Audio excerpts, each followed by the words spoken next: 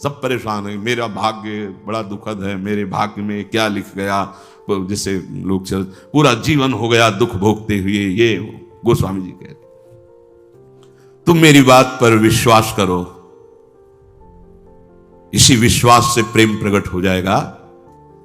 यदि तुमने नाम जप रूपी यज्ञ शुरू कर दी तो तुम्हारे जो भाग्य में लिखे हुए अंक है ना, दुख देने वाले, महान संकट, विपत्ति, पराजय, हम बहुत प्रयास करते हैं लेकिन सफल नहीं हो पाते। हम ऐसा, तुम्हारा प्रयास ही क्या है? असत प्रयास। कहीं गंदे जल से हाथ तुम पवित्र कर सकते हो क्या? असत प्रयास से असत कर्मों को काटकर उन्नति को प्राप्त हो सकते हो क्या? नहीं। तो सत प्रयास करो। क्या सत प्रयास? बोले राम नाम जप जाग, जप यज्ञ, नाम जो हमारे प्रभु का नाम है, आप उसे क्या होगा? बोले तुम्हारे पहला काम करेगा, भाग्य पलटेगा तुम्हारे। जो तुम्हारा भाग्य बन चुका है ना, महान दुख भोगना, बार बार क्लेश, शांति, ये नाम जब तुम्हें प्रदान करेगा। किए होई विधि दाहिनो दे अभागे ही भाग। जो हमारे प्रतिकूल सब कुछ है ना, वो सब दाहिने अनुकूल हो जाएगा, केवल नाम जप करके देख लो। ऐसे भाग्यवान बन जाओगे कि तुम जिसे देख लोगे, छू दोगे, उसके वाम भाव सब नष्ट हो जाएंगे। धर्म विपरीत आचरण, धर्म विपरीत भाव नष्ट हो जाएंगे। जल थल नभ गति अमित यति, अग जग जीव अनेक, तुलसी तो से दीन कहां, राम नाम गति एक। चराचर जीव असंख्य है, सबकी अलग अलग चाहत है, गति है। किसी की जल में बहुत गति है। अब तैरना नहीं आता तो आपका शरीर पूरा हो जाएगा जल में, लेकिन मछली, कछुआ, मगरमच्छ, इनकी तो गति है, उसी में आनंदित रहते हैं। किसी की पृथ्वी में गति है, किसी की आकाश में गति है, पर मेरे जैसे की गति तो एकमात्र केवल नाम गति है। समझो, भाव कह रहे हैं कि जैसे जलचर जीव जल में ही केवल सुखी रहता है, थलचर थल में, वायु वाला वायु में, तुलसी का सुख क्षेत्र तो केवल नाम है, नाम। श्री हरिवंश नाम नित कहो, नाम प्रताप नाम फल लहो, नाम हमारी गति सदा। रसना सापिनी बदन बिल, जे न जपहि हरि नाम, तुलसी प्रेम न राम सो, ताहि विधाता बाम। ए सांप की जीभ की तरह लप लप लप लप, ये खा लूं, ये बोल लूं, ये प्रपंच कर लूं। ये सर्पणी के समान जीव है, और ये शरीर, ये मुख एक बिल के समान है। यदि तुमने अपनी जिह्वा से हरिनाम जप नहीं किया तो जितनी अनुकूलता लिखी भी है वो सब प्रतिकूलता में बदल जाएगी। आपको लगेगा कि ये कैसी बात, नाम न जपे तो हमारे भाग्य से जो अनुकूलता लिखी वो भी प्रतिकूलता हो जाए। हाँ, हो जाएगी। भगवत विमुख की प्रत्येक अनुकूलता प्रतिकूलता से भी भयानक दुख देने वाली होती है, और भगवत सन्मुख की प्रत्येक प्रतिकूलता करोड़ों अनुकूलताओं से भी बढ़कर सुख देने वाली होती है। पढ़ के प्रसंग देख लेना, श्रीमद् भागवत में समंतक मणि का प्रसंग, सत्यराजित का। भारी अनुकूलता समंतक मणि मिली और श्री कृष्ण से विमुख हैं तो दोनों भाई मारे गए और हाथ कुछ नहीं लगा। भारी अनुकूलता, भारी प्रतिकूलता में है, यदि भगवत विमुख हो तभी तो।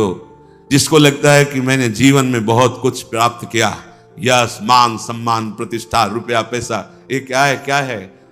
जैसे स्वप्न में राजा बने जगे तो कुछ नहीं, ऐसे ही जिस समय अंतिम समय आएगा उस समय तुम्हारे होश ठिकाने होंगे, पर तुम कुछ करने लायक नहीं होगे। इसलिए जो नाम जप नहीं कर रहे, मानो अपने जीवन को जितनी भी अनुकूलता सब प्रतिकूलता में बदल रहे हैं।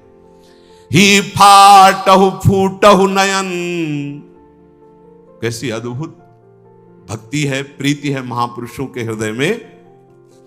कह रहे ही फाटहु फूटहु नयन, जरो सुतन के ही काम, द्रवहि स्रवहि पुल कै नहीं, तुलसी सुमिरत राम।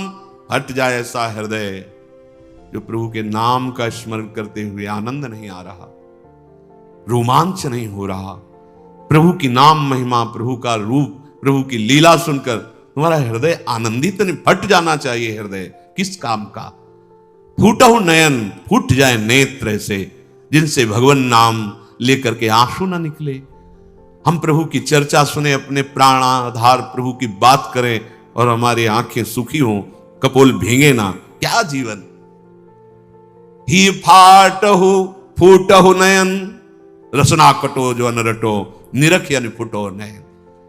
हे भूलो मत जीवन की सार्थकता, राम ही सुमिरत रणभिरत देत परत गुरु पाए, तुलसी जिनय न पुलक तनु ते जग जीवित जाए। यदि एकांत में बैठकर अपने प्रियालाल का स्मरण करते हुए पुलकावली नहीं आती, जैसे काम ही नारी प्यार जिम लोभी जिम प्रिय दाम। कामी पुरुष एकांत में बैठकर जब उसका चिंतन होता है तो सामने कामिनी का रूप होता है और वो अपने उसी चिंतन में पुलकित हो रहा है। ऐसा ही प्रेम हमें प्रभु से हो जाए। जैसे एक लोभी पुरुष, धनी जो कंजूस स्वभाव का है, अपने धन का चिंतन करके बड़ा सुख अनुभव करता है। इतना बैंक बैलेंस, इतना और जोड़ लेंगे, इतना, कम से कम इतना हमें नाम में प्रेम हो जाए। गोस्वामी जी कह रहे, जो गुरुदेव भगवान को प्रणाम करते समय, प्रभु का नाम सुमिरन करते समय और दूसरे की सेवा का अवसर आने के समय उत्साहित नहीं हो जाते हैं, एक प्रफुल्लता, अहो भाग्य, गुरु चरणों में प्रणत होने का सौभाग्य, अहो भाग्य, आज इस बीमार शरीर की सेवा करने का सौभाग्य, अहो भाग्य, आज हमें भगवत यश गाने का सौभाग्य, नाम कीर्तन करने का सौभाग्य। बोले जिनके ऐसे समय में पुलकावली नहीं आती, आनंद नहीं आता, तो धिक्कार है उनके जीवन को, वे जीवित मृत के समान है। नाम, जीवे दया, नामे रुचि और वैष्णव सेवा। ये जो वैष्णव सेवा है, इसको हम इस भाव में ले लेते हैं कि खिला पिला दिया या वस्त्र दे दिया तो ये वैष्णव सेवा हो गई। ये एक बाह्य सेवा का अंग है, इसे पूर्ण सेवा नहीं कहते। जैसे वैष्णव सेवा तो एक दो ऐसे भगत की, फिर हम एक दिन रोज एक संत का बना के दे, ये बाह्य सेवा है। अच्छा है, करो, भगवान तुम्हें दिए हैं तो ऐसा, बका पूर्ण सेवा इसे नहीं कहते। पूर्ण सेवा, ध्यान से सुनिए, पूर्ण सेवा होती है जब हम किसी भी संत महापुरुष की आज्ञा के अनुसार अपने जीवन को चलाते हैं।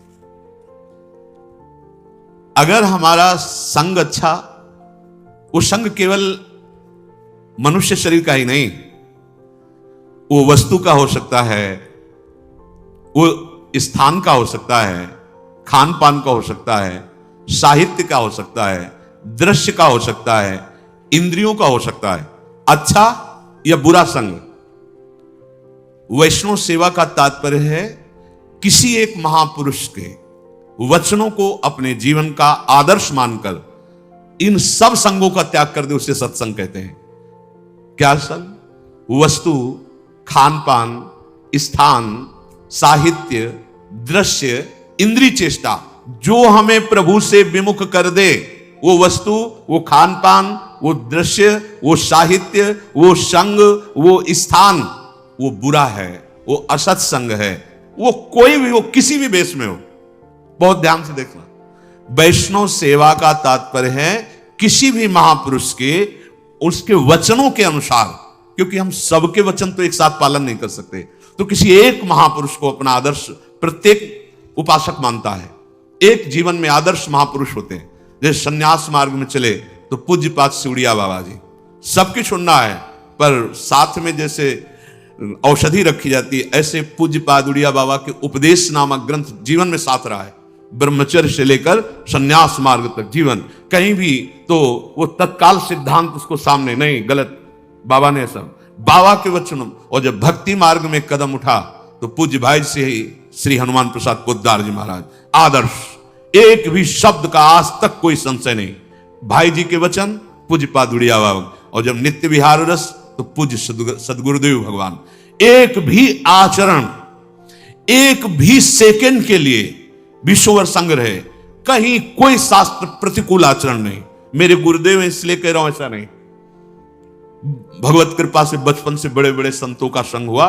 नित्य विहार रस की उपासना की सर्वोपरि ऊंचाई पर पहुंचे हुए महापुरुष, और एक सेकंड के लिए कभी शास्त्र से विपरीत आचरण नहीं देखा। सदगुरुदेव भगवान परम मकिंचन प्रिय हरि के रे सहचरी भाव में स्थित महा। तो कोई ना कोई महापुरुष अपने जीवन का आदर्श होता है।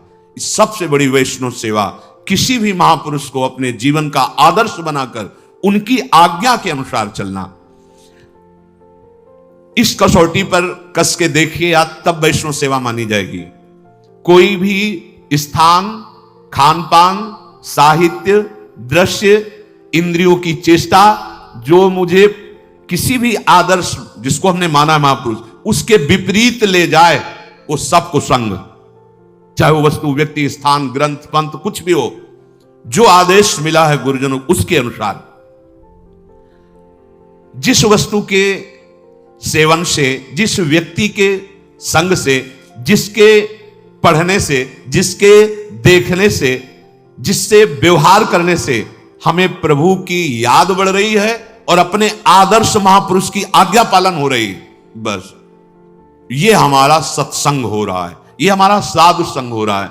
तुलसी सो सब भांति परम हित, पूज्य प्राण ते प्यारो, जासो होए स्नेह राम पद, ये तो मतो हमारो। मीरा जी के लिए ये गोस्वामी जी, तुलसीदास जी ने बहुत ध्यान देने योग्य बात है। तुलसी सो वो वस्तु, वो व्यक्ति, वो स्थान, वो दृश्य, वो साहित्य, वो संग, वो व्यवहार।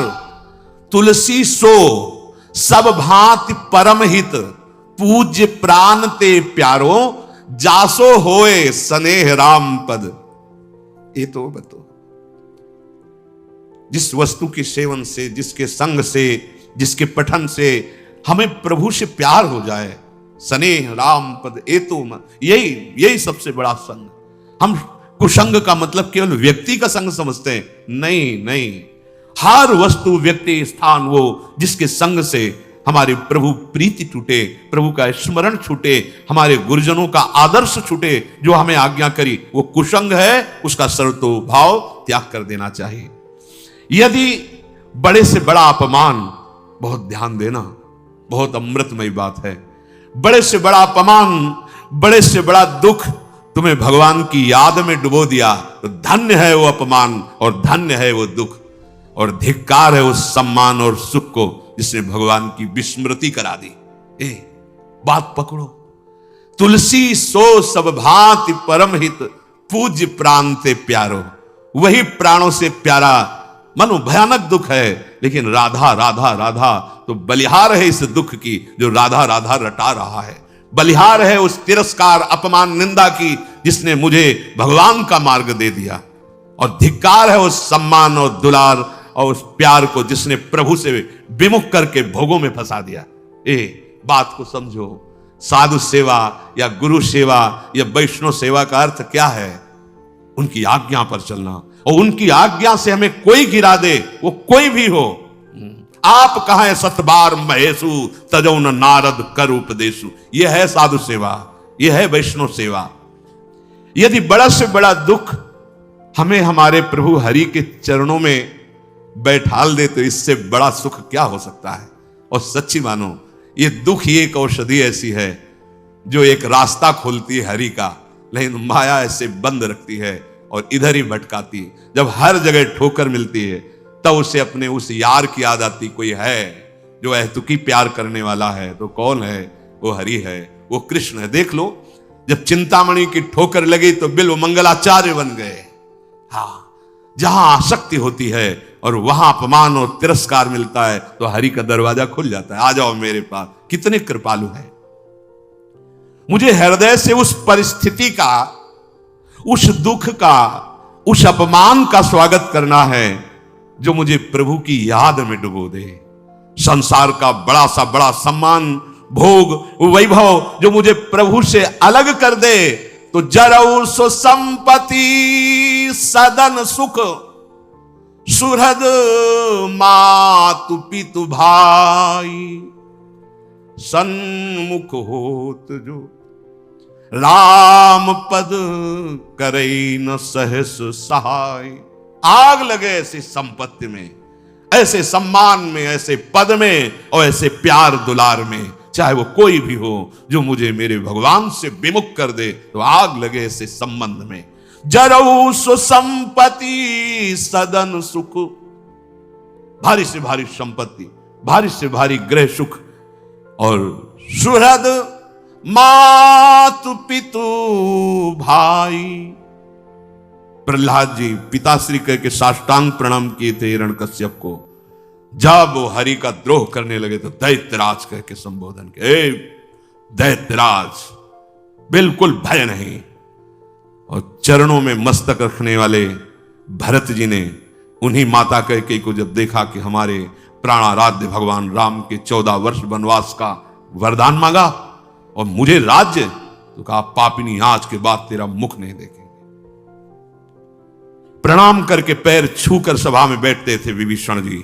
जब राम द्रोही देखा, चल पड़े, अब तेरा विनाश निश्चित है।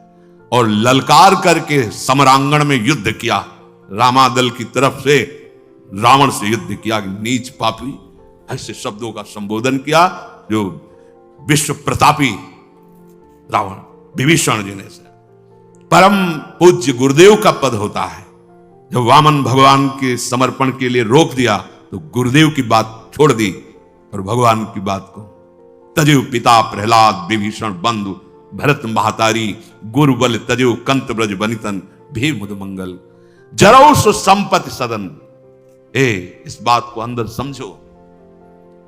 वो विपत्ति गले लगाने लायक है जिसमें याद आवे राधा राधा राधा। अब तो आपके सिवा कोई नहीं रहा।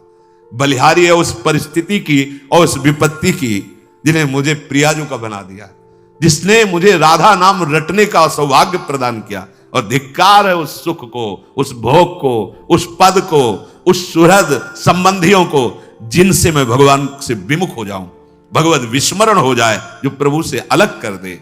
जरऊ सो संपत्ति सदन सुख, सुहृद मातु पितु भाई, सन्मुख होत जो राम पद करे न सहस सहाय। वो सब सुख आग लगाने लायक हैं जो हमें प्रभु से विमुख कर दे। इसलिए साधु संग या वैष्णव सेवा का स्वरूप यही कि हम उनकी आज्ञा के अनुसार अपने जीवन को इस कसौटी पर कसते रहें कि किस वस्तु व्यक्ति स्थान के संग से प्रभु का विस्मरण होता है, किस वस्तु व्यक्ति स्थान के संग से प्रभु का स्मरण होता है। जिससे विस्मरण होता है वो कुसंग, और जिसमें स्मरण होता है उसे सत्संग। आज के सत्संग का सार, जैसे प्रिया प्रीतम का परस्पर कभी वियोग नहीं होता, प्रिया प्रीतम वृंदावन का वियोग नहीं होता, ऐसे ही हमारा कभी प्रिया प्रीतम और वृंदावन से वियोग नहीं हो सकता यदि हम किसी से द्वेष ना करें, किसी के दोषों का वर्णन न करें, क्योंकि पर दोष दर्शन पर निंदा यही हमें प्रभु से विमुख करती है। और सबसे जीवन का परम लाभ हम किसी महापुरुष के वचनों पे अपने जीवन को कसौटी पे रख ले। ये हृदय से देख लो, किसी एक महापुरुष को अपना आदर्श मान लो, फिर किसी की नहीं सुनना, उसके वचनों के अनुसार तो आप लक्ष्य तक पहुंच जाएंगे।